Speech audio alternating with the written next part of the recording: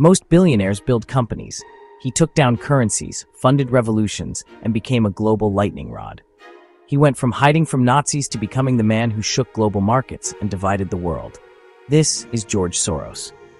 George Soros was born György Schwartz on August 12, 1930, in Budapest, Hungary, into a prosperous, non-observant Jewish family.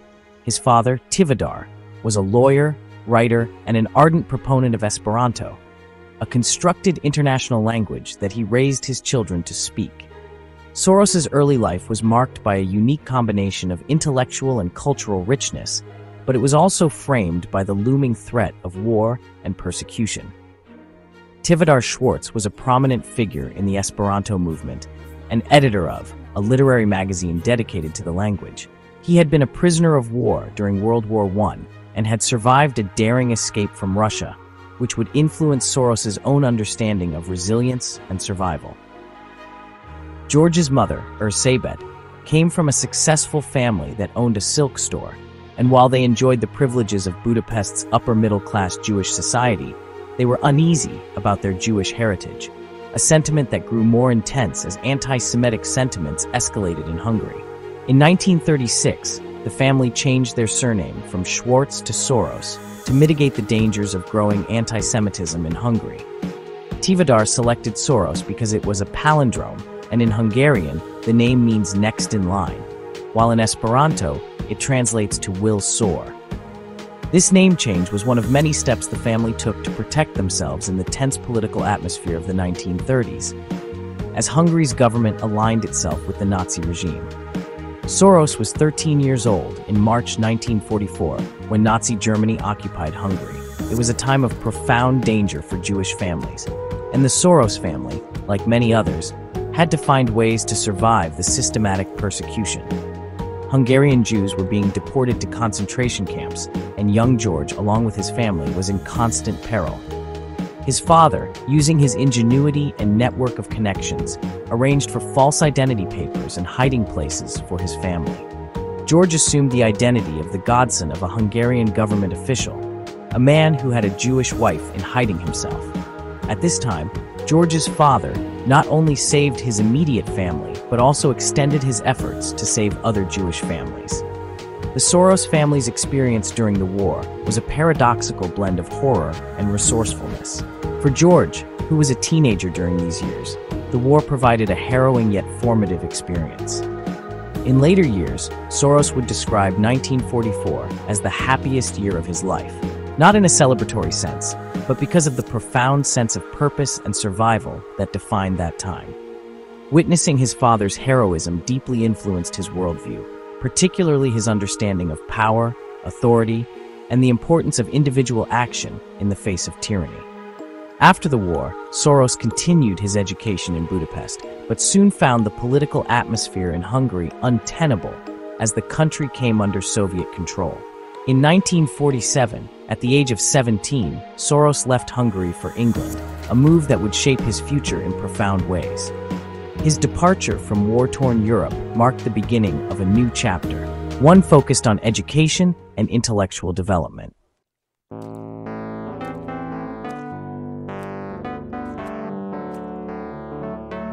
In England, Soros enrolled at the prestigious London School of Economics. He was deeply influenced by the teachings of the philosopher Karl Popper, who became his mentor. Popper's work, particularly his theory of the open society, would later become the foundation for Soros's own philosophy, influencing his approach to finance, philanthropy, and politics. Soros would go on to earn both a Bachelor of Science in Philosophy in 1951 and a Master of Science degree in 1954 from LSE. He initially intended to pursue an academic career, but after failing to secure a university teaching position, he decided to enter the financial world. During his years in London, Soros worked various odd jobs to support himself. He took on positions as a railway porter and a waiter, experiences that contrasted starkly with his intellectual pursuits. Despite these hardships, Soros remained determined to succeed. His philosophical studies, particularly Popper's ideas about the unpredictability of historical events and the fallibility of human understanding, would later influence his approach to financial markets and investing. He was learning that success in both philosophy and finance required a deep understanding of complexity and an ability to adapt to changing circumstances. Soros's financial career began in London in the 1950s when he secured a position at the merchant bank Singer and Friedlander. He started as a clerk, but soon moved into arbitrage, a role that allowed him to begin developing the skills and strategies that would later define his approach to hedge fund management. His early success in arbitrage, which involved profiting from price differences in different markets, gave him the financial grounding he needed to move to New York in 1956. Arriving in the United States, Soros took a position at the investment firm FM Mayer, where he specialized in European securities. This was a time when European stocks were gaining popularity among American investors, and Soros's expertise in this area made him a valuable asset to the firm. His experience in arbitrage, combined with his philosophical insights, led him to develop a theory of financial markets that he called reflexivity. This theory posited that market participants' biases and perceptions could influence market realities, creating feedback loops that could drive boom and bust cycles. Reflexivity would later become a cornerstone of Soros's investment strategy and his understanding of market dynamics. Soros's career continued to advance in the late 1950s and early 1960s as he moved to different firms, including Wertheim & Co. and Arnhold and S. Bleichroeder. During this time, he honed his investment skills and further developed his theory of reflexivity. By the late 1960s, he was ready to strike out on his own. In 1969, Soros founded his first hedge fund, Double Eagle, with $4 million in capital. This fund would serve as the foundation for Soros Fund Management, the vehicle through which Soros would make his fortune and become one of the most successful investors in history. By the early 1970s, Soros was on the cusp of even greater success. His ability to blend philosophical insights with financial acumen allowed him to thrive in the unpredictable world of global finance. Although Soros Fund Management would not be established until 1973, the foundations for Soros's future success were firmly in place by this time. His early life, marked by survival, intellectual rigor, and a growing mastery of financial markets, had prepared him for the next chapter of his remarkable journey.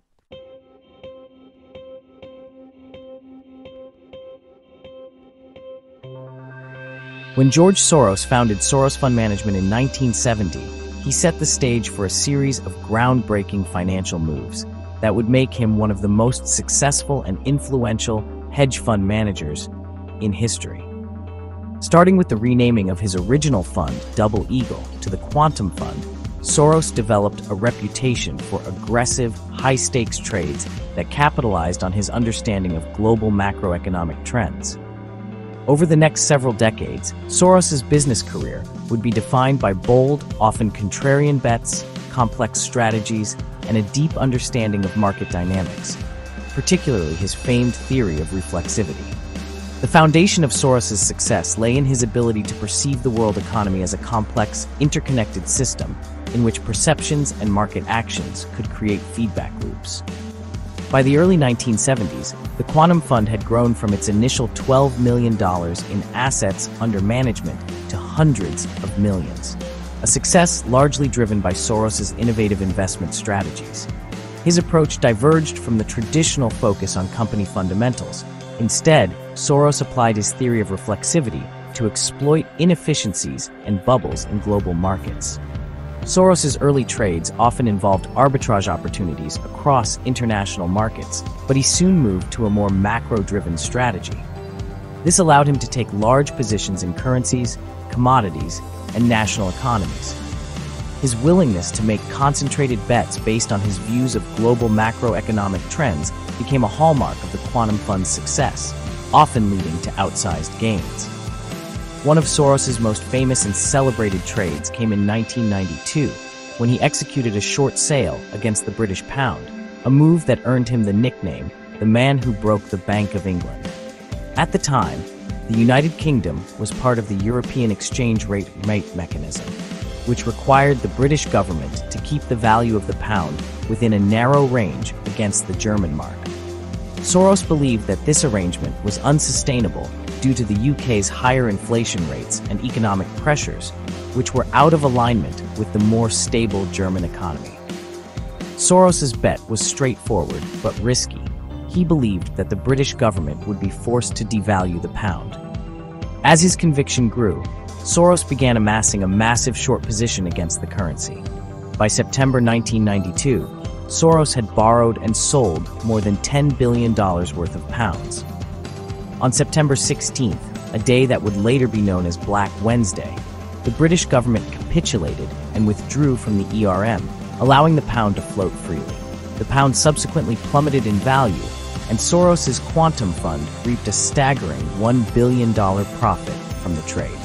This trade is often cited as one of the greatest in financial history, and is a prime example of Soros's ability to combine macroeconomic analysis with bold risk-taking.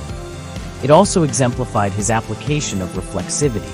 By anticipating the actions of other market participants and governments, Soros was able to exploit a self-reinforcing cycle that led to the devaluation of the pound.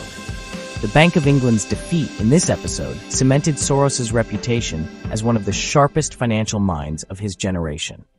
Soros, the billionaire financier and philanthropist whose life is as dramatic as the markets he mastered.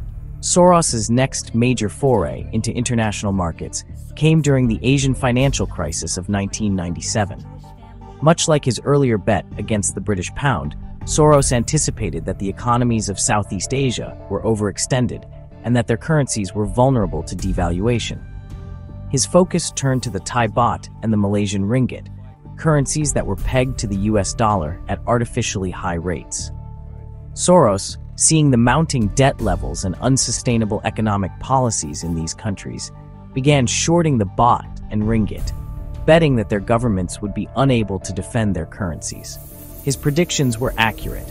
Thailand was the first to fall, abandoning its currency peg and allowing the baht to devalue sharply. Malaysia soon followed, as its economy contracted and the ringgit plummeted in value. The broader regional impact led to a cascading effect, as investors fled from other Southeast Asian currencies, causing widespread financial turmoil. While Soros's trades during the Asian financial crisis were immensely profitable for the quantum fund, they were also controversial. Critics accused Soros of contributing to the crisis by accelerating the collapse of these currencies. However, Soros defended his actions by pointing out that the fundamental economic weaknesses in these countries were bound to lead to a crisis, regardless of his involvement. His trades were based on sound macroeconomic analysis, and he had simply positioned his fund to profit from the inevitable. Soros's theory of reflexivity continued to underpin his approach to financial markets throughout his career. Reflexivity, the idea that market prices are driven not only by fundamentals, but also by the biased perceptions of market participants, allowed Soros to exploit boom and bust cycles in global markets. In the late 1990s, Soros turned his attention to the burgeoning tech sector, which was in the midst of the dot-com bubble. As technology companies experienced meteoric rises in their stock prices, fueled by investor optimism about the internet's potential, Soros participated in the upward momentum, but he remained cautious. He recognized that the high valuations of many tech companies were not supported by underlying business fundamentals, and that the bubble was bound to burst. Soros was able to profit from the boom, but more importantly, he timed his exit from the bubble with precision. In early 2000, as the Nasdaq reached its peak, Soros began liquidating his tech holdings. When the market crashed later that year, wiping out billions in value from tech stocks, Soros's quantum fund emerged largely unscathed. His ability to recognize the speculative nature of the bubble and exit before the collapse once again demonstrated his mastery of market psychology and timing.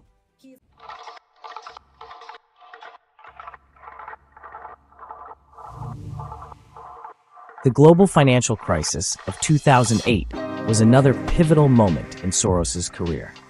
In the years leading up to the crisis, Soros had grown increasingly concerned about the unsustainable levels of debt in the housing market, particularly in the United States. He saw the proliferation of subprime mortgages, combined with the widespread use of financial derivatives, as a ticking time bomb that would eventually explode and bring down the global financial system. Soros's fund took a number of short positions in the financial sector, betting against major institutions that were heavily exposed to subprime mortgages. As the housing market collapsed in 2007 and 2008, these positions became highly profitable. Soros's ability to anticipate the crisis and position his fund accordingly was a testament to his macroeconomic acumen and his long-standing skepticism of unchecked financial speculation. During the crisis, Soros was critical of the prevailing economic models that had failed to predict the collapse. He argued that the efficient market hypothesis, which held that markets are always rational and reflect all available information, was fundamentally flawed. In his view, markets are often irrational and driven by human emotions, such as fear and greed, which can lead to extreme price movements. His critique of conventional economic theory and his insights into market instability were laid out in his book, published in 2008. While many financial institutions and hedge funds suffered devastating losses during the crisis, Soros Fund Management emerged relatively unscathed.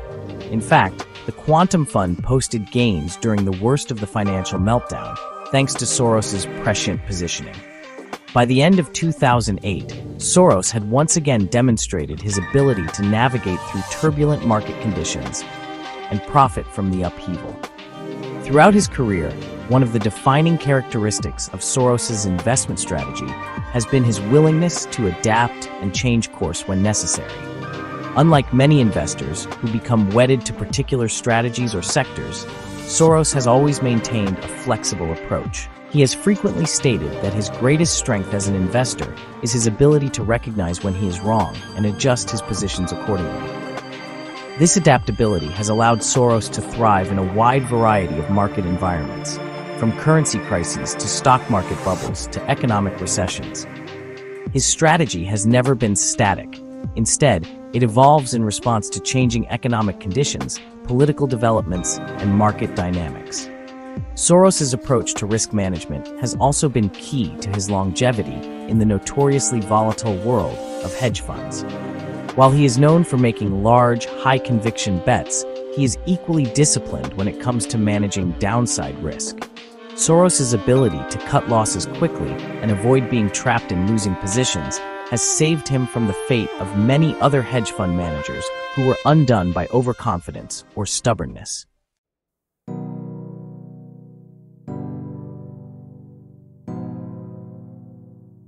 Soros's success as a hedge fund manager has had a profound impact on the broader hedge fund industry. His use of global macro strategies, his application of reflexivity, and his willingness to take concentrated high-stakes positions have inspired a generation of investors. Many of the top hedge fund managers today, including his former protégés like Jim Rogers and Stanley Druckenmiller, have cited Soros as a key influence on their own investment philosophies. In 2011, Soros announced that he would be returning outside investors' capital and transitioning Soros Fund Management into a family office. At that time, the Quantum Fund had generated billions of dollars in profits for its investors, with an average annual return of more than 20% since its inception. Although Soros stepped back from managing outside capital, his influence on global markets and his reputation as one of the greatest investors of all time remains intact. George Soros's business career has been defined by his ability to see beyond the surface of financial markets and recognize the deeper forces at play. His application of reflexivity, his global macro strategies, and his willingness to take bold risks have led to some of the most successful.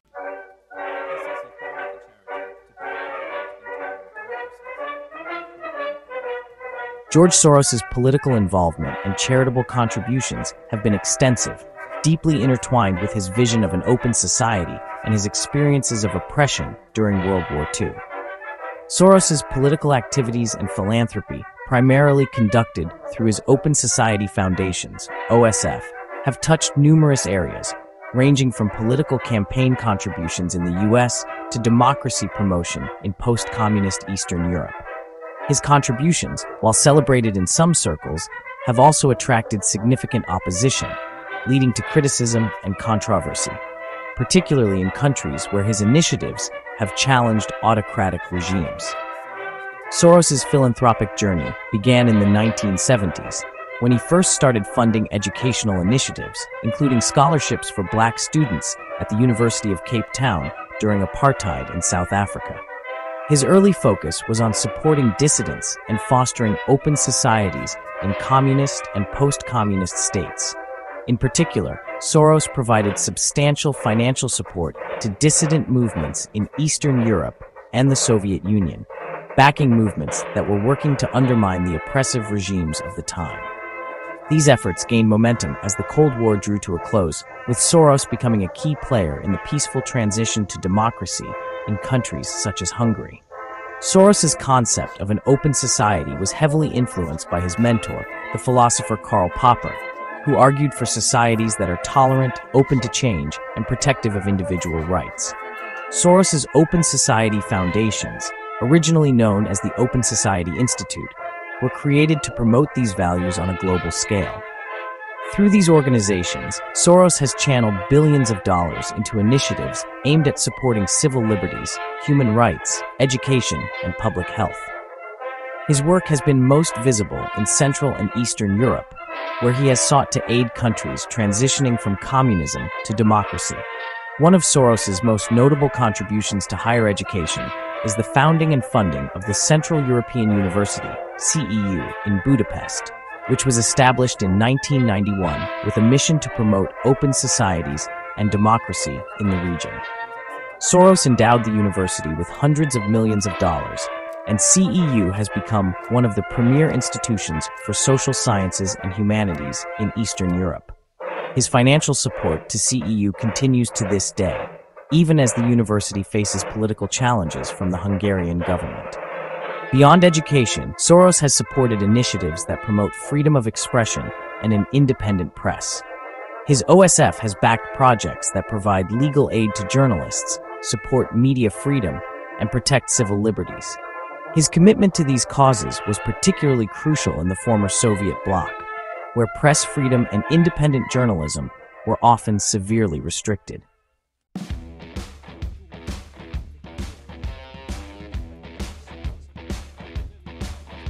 Soros's political involvement in the United States began to gain prominence in the early 2000s.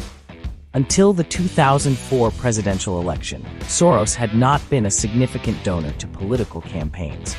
However, his opposition to the policies of President George W. Bush, particularly the Iraq War, led Soros to contribute vast sums of money to various political causes aimed at defeating Bush in the 2004 election. During this election cycle, Soros donated more than $23 million to 527 groups, tax-exempt organizations designed to influence the political process, making him one of the largest political donors of the time. After Bush's re-election in 2004, Soros shifted his focus to building a stronger progressive infrastructure in the United States. He became a key backer of the Democracy Alliance, a fundraising network designed to support liberal and progressive organizations. Soros's political giving has primarily focused on supporting candidates and causes that align with his values, including criminal justice reform, climate change, immigration reform, and civil liberties. Soros has continued to contribute to U.S. political campaigns, often through super PACs. In the 2016 U.S. presidential election, he was a major donor to the campaign of Hillary Clinton, contributing over $10 million to super PACs supporting her candidacy. In the 2020 election cycle, Soros donated $5.1 million to Democracy PAC, which supported Democratic candidates and progressive causes. His influence extends beyond presidential races. Soros has also played a key role in supporting district attorney candidates and criminal justice reform efforts across the country, donating millions to campaigns focused on reforming the legal system and reducing mass incarceration.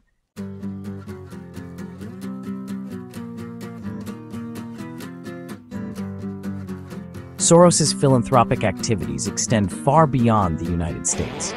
Through the OSF, Soros has provided funding for various causes worldwide, including supporting democratic movements, promoting human rights, and addressing public health crises. As of 2020, Soros had donated over $32 billion to the Open Society Foundations, with much of that money being funneled into efforts to promote democracy and human rights in countries facing authoritarian rule. In Russia, Soros's efforts were initially well received, and he played a crucial role in funding scientific research and education programs during the 1990s. However, his activities eventually drew the ire of the Russian government, particularly after Vladimir Putin's rise to power.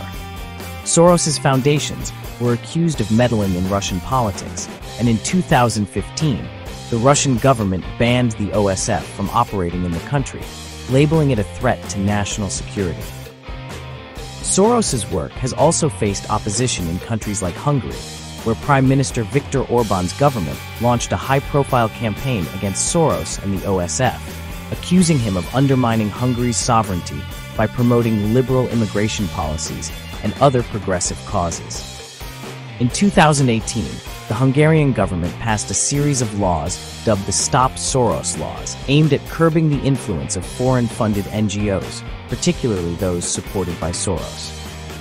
Soros's support for progressive movements has often put him at odds with right-wing governments, and he has faced similar criticism and opposition in countries like Poland and Turkey, where his foundations have been accused of destabilizing the state by funding pro-democracy and civil society groups.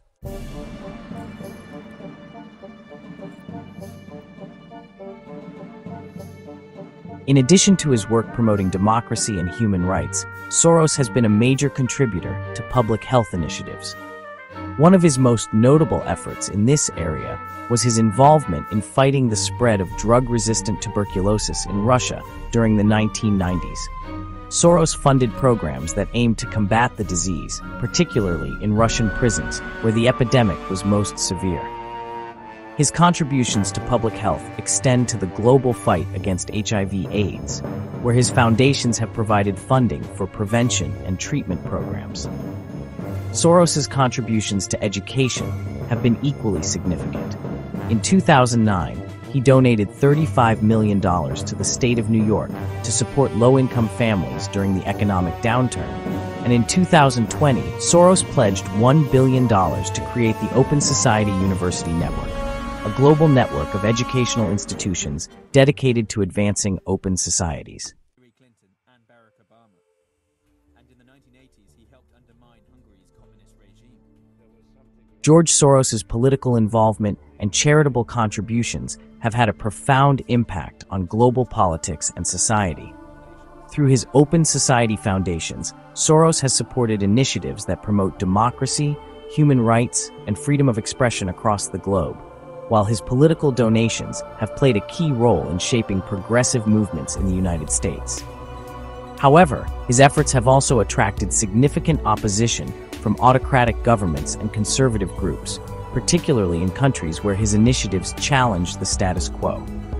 Despite the controversies, Soros remains one of the most influential philanthropists of the modern era, dedicated to fostering open societies and addressing the world's most pressing challenges.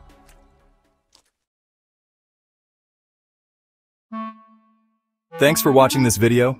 Please like and subscribe for more Billionaire Bio videos and to help the YouTube algorithm.